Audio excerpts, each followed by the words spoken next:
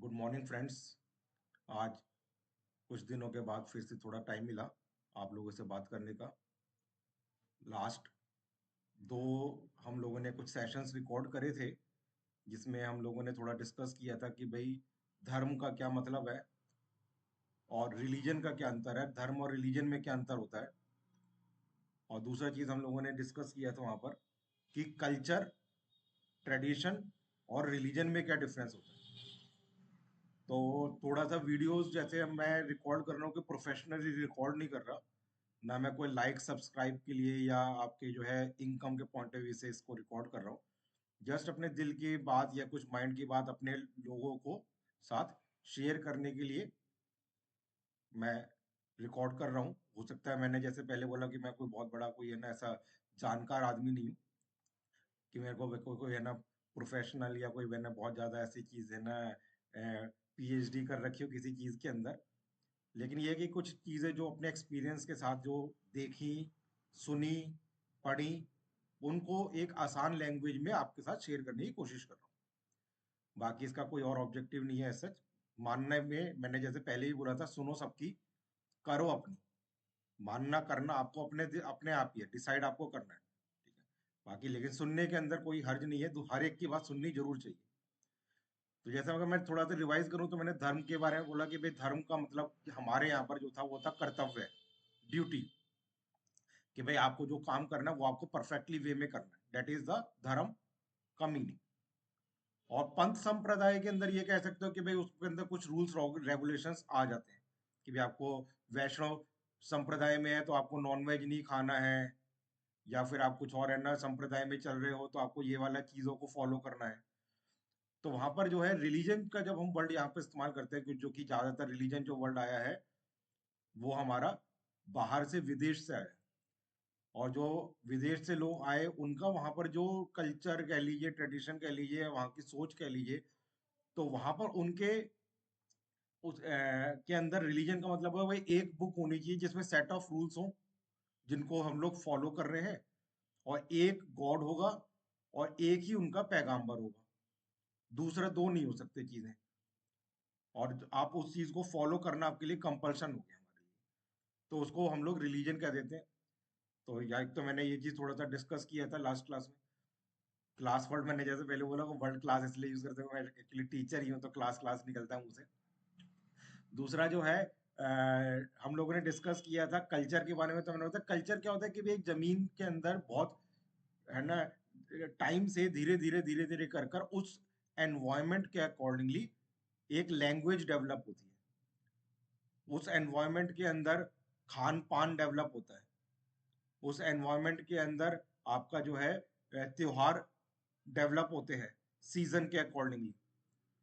तो वो European culture के अंदर आप देखोगे तो वहाँ के जो चीजें हैं वो खान पान हो गया, वहाँ का लैंग्वेजेस हो गई, वहाँ के है ना आपके त्योहार हो गए, वो उनके क्लाइमेटिक कंडीशंस के हिसाब से। अरब के अंदर जाकर देखेंगे तो वहाँ के जो खान पान है, जो ट्रेडिशन है, जो बोली है, वो वहाँ के एरिया के हिसाब से डेवलप हुई है in the period of time. और जैसे हमारे यहाँ पर है तो हमारे यहाँ पर जो चीजें ग्रो होती हैं, जो हमारा कल्चर है जो वो डेवलप हुआ है हमारे सीजन्स के हिसाब से। तो आप बोले जी पालक का साग जो है वो अरब में नहीं बनता, तो अरब में नहीं बनता वहां पर पालक होता ही नहीं। खीर जो है वो हिंदुस्तान में बन रही है, विदेश में नहीं बन रही। ठीक है, वहां के हिसाब से वहां पर केक बन रहा है, तो उन्होंने उस चीज को है ना वहां पर जो चीज डेवलप हुई उनके कल्चर के हिसाब से वहां पर केक डेवलप हो गया, तो यहाँ पर खीर डेवलप हो गई। तो उस तो अब पठानी सूट हम लोग बोल रहे हैं, पठानी सूट पहन रहे हैं। अब पठानी सूट तो कोई अरबी पहन नहीं रहा, लेकिन वहां पर जो वहां के लोग रह रहे हैं इतने टाइम से उन्होंने वो चीज पठानी सूट को डेवलप करा। अब रिलीजन जो है वो रिलीजन एक फेथ है, रिलीजन का कल्चर से कोई मिक्स नहीं है। अब पठानी सूट पहनने वाला मुस्लिम भी हो सकता है, वो सिख भी हो सकता है। छोले भटूरे हिंदू भी खा सकता है, मुसलमान भी खा सकता है, सिख भी खा सकता है, ईसाई भी खा सकता है। केक कोई भी खा सकता है, कपड़े कोई भी वैसे पहन सकता है। लैंग्वेज जो हमारी मदर टंग होती है वो जो तमिल में पैदा हुआ है वो तमिल बोल रहा है, जो हिंदी में पैदा हुआ है हिंदी बोल रहा है, जो अरब में पैदा हुआ अरब बोल रहा है। लेकिन हो सकता है तमिल वाला हिंदू भी हो सकता है, तमिल वाला मुस्लिम भी हो सकता है। तो रिलीजन जो है वो एक डिफरेंट चीज है, लेकिन हम लोग क्या कर देते हैं, हम रिलीजन को कल्चर के साथ जोड़ देते हैं कि भाई ये जो ड्रेस है ये तो मुस्लिम ड्रेस हो गई, ये जो खान पान है ये तो साउथ का खान पान हो गया, ये जो खाना है ये चाइनीज खाना हो गया। और चाइनीज का मतलब कि बुद्धिस्ट खाना हो गया, वो जो तिब्बत का खाना हो गया तो हमने उसको बोला ये बुद्धिस्ट खाना हो गया। जो है ना गोवा का खाना हो गया तो हमने उसको बोल दिया कि भाई ये क्रिश्चियन फूड हो गया फॉर एग्जाम्पल। तो हम लोगों ने क्या कर दिया, हम लोगों ने या ड्रेस हम लोग पहन रहे, बोल रहे हैं पैंट कमीज पहन रहे तो हम बोल रहे ये तो विदेशी ड्रेस हो गई, ये तो मैंने क्रिश्चियन ड्रेस हो गई या यूरोपियन ड्रेस हो गई। और हमारा हमने अपनी तो ठीक है वो। अब जब क्या होता है कि जब बाहर से हम लोग भाई मर्चेंट्स आ रहे हैं आपस में कारोबार करने के लिए, तो वो अपने कल्चर को लेकर आ रहा है, अपने फूड को लेकर आ रहा है। हम अपने कल्चर फूड को लेकर बाहर जा रहे हैं। कोई सैलानी आ रहा है, घूमने के लिए आ रहा है, वो अपनी लैंग्वेज को अपने कल्चर को यहाँ पर लेकर आ रहा है। कुछ लोग हैं जो कि अटैक करने के पॉइंट ऑफ व्यू से भाई यहाँ पर कि भाई हमको राज करना है यहाँ पर, और हमको राज करना है। तो वो भी अपने हिसाब से जब यहाँ पर आए तो वो लोग अपना यहाँ पर ट्रेडिशन कल्चर लेकर आए। तो उससे क्या हुआ, कल्चर आपस में मिक्स हो जाते हैं, ट्रेडिशंस आपस में मिक्स हो जाते हैं। कल्चर ट्रेडिशन मिक्स होकर जैसे हिंदी लैंग्वेज बनी, तो अब हिंदी लैंग्वेज जो है वो क्या है, वो मिक्स ऑफ द मल्टीपल अलग अलग वर्ड्स को मिलाकर, अलग चीजों को मिलाकर आपका उर्दू के वर्ड्स भी आ रहे हैं उसके अंदर, कुछ फारसी वर्ड्स भी आ रहे हैं, कुछ संस्कृत के वर्ड्स भी आ रहे हैं, कुछ इंग्लिश के वर्ड्स भी आ रहे हैं, सबको मिलाकर वो हिंदी लैंग्वेज बन गई। ठीक है। तो आज का जो डिस्कशन है हमारा, वो हमारा डिस्कशन जो बेसिकली हम लोग आज के टॉपिक को डिस्कस करने जा रहे हैं, वो डिस्कस करने जा रहे हैं पॉलिटिक्स एंड रिलीजन का कॉन्फ्लिक्ट। कि पॉलिटिक्स ने रिलीजन को कैसे खराब करा, या रिलीजन को कैसे यूज कर पॉलिटिक्स करी जाती है, वो चीज हम लोग आज की सेशन में डिस्कस करेंगे। जब पॉलिटिक्स के बारे में बात करते हैं, तो क्योंकि जब उंगली उठाई जाती है तो एक उंगली तो दूसरे के ऊपर उठती है, तो चार उंगली अपने ऊपर उठती है। तो पहले अपने आप से बात और अपनी बारे में बात करनी चाहिए, तब दूसरे के ऊपर उंगली उठानी चाहिए। तो जब हम लोग पॉलिटिक्स के बारे में बात करते हैं, तो अपने से जैसे हम बात करना स्टार्ट करें, तो हमारे वेद है, उपनिषद है, और साथ में हमारे काव्य ग्रंथ है जैसे कि रामायण महाभारत। अगर हम वेदों को उठाकर देखें, तो उसमें बोला गया है कि सब समान है, ईश्वर ने सबको एक जैसा बनाया है, सबके अंदर ईश्वर का वास है। चाहे हम श्री कृष्ण और अर्जुन का संवाद देखें, तो वो बोलते हैं गऊ में, हाथी में, किस और है ना, किसी भी वस्तु के अंदर तू मेरे को ही देख, हर जगह मैं ही मैं हूं। लेकिन उसके बाद वहां पर एक और चीज आ जाती है। जब अर्जुन ने बोला मैं आपको कैसे, किस रूप में पहचानूं, तो उन्होंने अपनी विभूतियां, विभूतियां का मतलब क्या होता है कि भाई अपने, जैसे हम लोग बोलते हैं कि भाई है ना किस है ना, उसमें हम लोग आपको देखे, विभूतियों में देखे। तो उन्होंने बोला भाई मेरे को जो है, तू वृक्षों के अंदर मेरे को पीपल का वृक्ष में दे मान, या तू जो है नरों में मेरे को राजा जैसा मान। तो जब यहाँ पर बोला कि नरों में मेरे को राजा जैसा मान, वृक्षों में मेरे को पीपल का वृक्ष जैसा मान, पत्थरों में मेरे को शालिग्राम जैसा मान, और लास्ट में उन्होंने बोला कि भाई इन सब चीजों से तो तेरा क्या उद्देश्य है, इस पूरे संसार में जितने भी पावरफुल, कांति युक्त या चीजें जो है, उन सब में तू मेरा मेरा रूप देख। और मैंने इस पूरे ब्रह्मांड को अपने एक अंश मात्र से उठाया हुआ है। तो अब यहाँ पर तो उन्होंने ये कहीं पर भी ये चीज को, वर्ल्ड को नहीं बोला कि भाई मैं राजा हूं। उन्होंने एक एग्जाम्पल दिया यहाँ पर कि भाई जो जो भी पावरफुल या जो है ना देने वाली चीज है, उनमें तू मेरे रूप को देख सकता है। जब उन्होंने क्वेश्चन पूछा मैं आपको कैसे जानूं, कैसे देखूं, आप तो विजिबल नहीं हो मेरे को, तो मैं आपको कैसे पहचानूं। तो उन्होंने अपने अलग अलग चीज है ना, चीजों का एग्जाम्पल देकर बोला कि भाई इसमें तू मेरे को देख सकता है, इसमें तू मेरे को देख सकता है, इसमें तू मेरे को देख सकता है।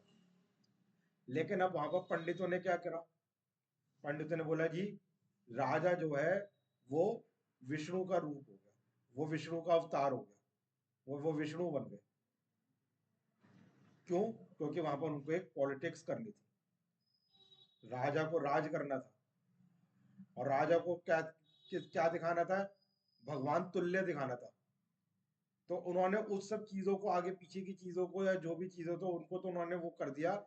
उस वर्ल्ड के अंदर के जो मीनिंग था कि वो क्या कहना चाहता है, वो उनका क्या मतलब है, उस पूरे संवाद का क्या मतलब है, उसके उसके ऑब्जेक्टिव को खत्म कर दिया, उस वर्ल्ड को पकड़ लिया कि तुम नरों में राजा के रूप में मेरे को पहचानो। उस वर्ल्ड को पकड़ लिया कि राजा इज विष्णु। और ऐसे कई हजारों साल तक कई राजाओं ने राज किया। जब बात करते हैं, मैंने बोला भाई अपने ऊपर से उंगली उठाई, तो चलो अपनी उंगली इसके बाद अब दूसरे के ऊपर भी उंगली उठा लेते हैं। अब हमारे पास कुरान शरीफ भी है और शरिया भी है। अब कुरान शरीफ जो है वो बोलते हैं कि वो सीधा गॉड ने पैगाम्बर को मैसेज दिया, और उन्होंने कुरान के अंदर बोला कि भाई आप सब एक हो। वहां पर भी उन्होंने कहीं पर मेरे मेरे को नहीं लगता कि अगर कोई है ना, मैंने पढ़ी नहीं है, मैं फिर से बोलूं, मैंने कोई है ना कोई जानकार या कोई ऐसे पीएचडी या कोई है ना मुस्लिम स्कॉलर या हिंदू स्कॉलर नहीं हूं मैं। मैंने जैसे पहले बोला कि बेसिकली जो जानी चीजें है, पहचानी है, जो एक्सपीरियंस है, उसके बेसिस के ऊपर ही बातचीत कर रहा हूँ। तो मेरे को नहीं लगता कि कहीं पर भी कोई ये चीज कही जाएगी कि भाई ये चीज आप जो है डिफरेंट है, ये तो हर, मेरे ख्याल से कोई भी है ना रिलीजन होगा, कुछ भी होगा, वो ये बोलेगा कि सब इक्वल है। तो वहां पर भी मेरे ख्याल से इक्वालिटी का कॉन्सेप्ट वहां पर, क्योंकि वो तो खुद ही बोलते हैं कि भाई सब एक जैसे, इक्वालिटी का कॉन्सेप्ट वहां पर भी आ जाता है। लेकिन फिर से फिर क्या क्या है, राज तो फिर भी करना है। तो अब कुरान शरीफ से तो राज नहीं करा जा सकता कि सब इक्वल हो जाएंगे। तो अब वहां पर कॉन्सेप्ट आ गया कि भाई शरिया को लागू करा जाए। और अब उन्होंने वहां पर जो रूल्स बना दिए, वो किसके लिए बना दिए, वो पॉलिटिकल पर्पस के लिए बनाए गए, राज करने के पॉइंट से बनाए गए, रिलीजन या स्पिरिचुअलिटी के लिए नहीं बनाए गए। और वहां पर भी ये चीज है कि अगर दो चीजें हैं जो कि आपकी कॉन्फ्लिक्ट करती हैं, अगर कुरान शरीफ कह रहा है कि भाई women is equal to man, और अगर शरिया बोल रहा है कि नहीं, women is not equal to man for example, तो उस केस में जो आपका दोनों रूल अगर कॉन्फ्लिक्ट करते हैं तो कौन सा मानना चाहिए? वो बोलते हैं कि कुरान का जो चीज है वो हमेशा ओवरटेक करेगी। लेकिन क्या रियलिटी के अंदर ऐसा होता है?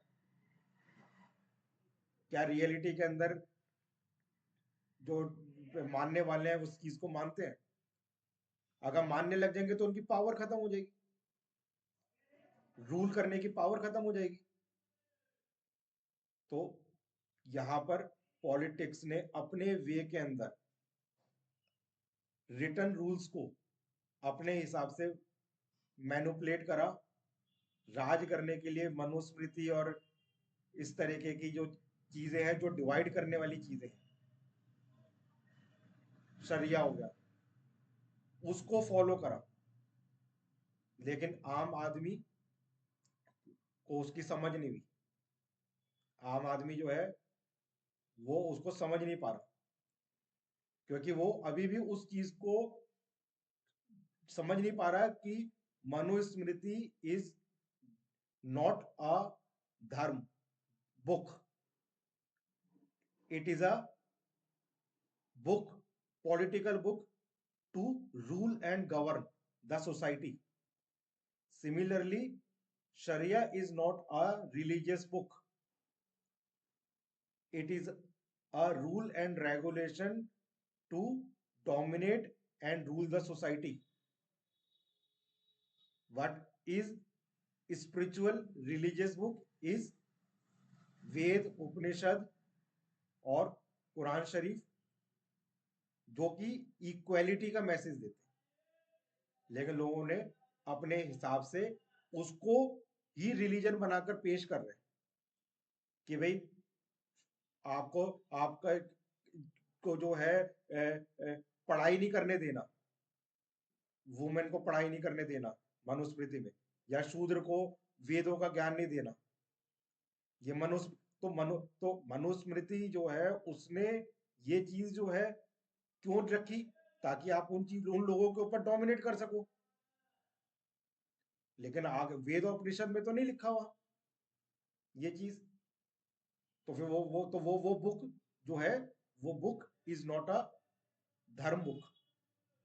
शरिया is not a dharma book. तो हमको ये चीज समझ में आना चाहिए कि पॉलिटिकल लोगों ने कैसे रिलीजन को, धर्म को अपने हिसाब से मैनिपुलेट करा है।